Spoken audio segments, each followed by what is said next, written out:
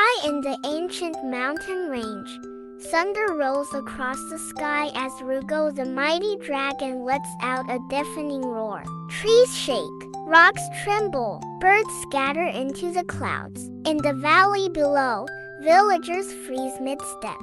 Some gasp, others smile knowingly that's just Rugo. High on a cliff, Rugo curls up like a king, smoke rising gently from his nose as he naps, proud and peaceful. But one morning, everything changes. He rises, stretches, opens his jaws for his daily roar. And nothing, just a dry, hollow wheeze. Startled, he tries again, and again, still no sound. Confused and frustrated, Rugo gulps down water, shakes his massive head, and even jumps in place, but silence follows. He stomps to the river and stares at his reflection. For the first time, the great dragon looks small and lost. Meanwhile, deep in the forest, a cheerful boy named Max sits on a rock, playing a harmonica. Birds sing along, as if nature itself is listening. A strange splash draws his attention. Curious, Max follows the sound, pushing past the trees until he sees him. A dragon, huge, sad, silent. Max freezes, but Rugo doesn't growl, doesn't roar. He just sighs and looks away. Slowly, Max steps closer and sits beside him, pulling out his harmonica again. Soft notes float through the air. Rugo's eyes flutter closed. His tail sways gently.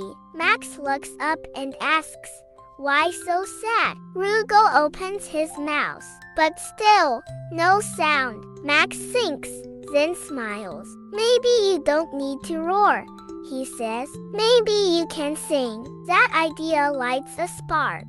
The next day, they begin. Max hums and Rugo tries. A deep rumble comes out. Rough, but musical. They laugh. They practice every day by the river, under trees, beneath stars. Max builds a tiny guitar from wood and string. Rugo hums, growls, sings along. One day, he belts out a note so strong it blows over a tree. They burst into laughter. A bond forms, one of rhythm, courage, and joy.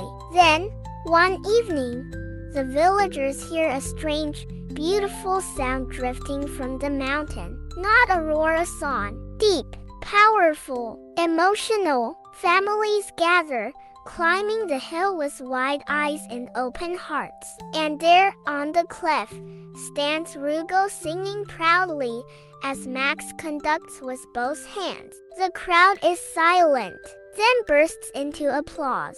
Some cry, others cheer. No one is afraid anymore. Rugo smiles not because he's strong, but because he's finally heard. As the sun sits behind the hills, Max and Rugo sit side by side, music dancing on the wind. Two unlikely friends who found a new voice together.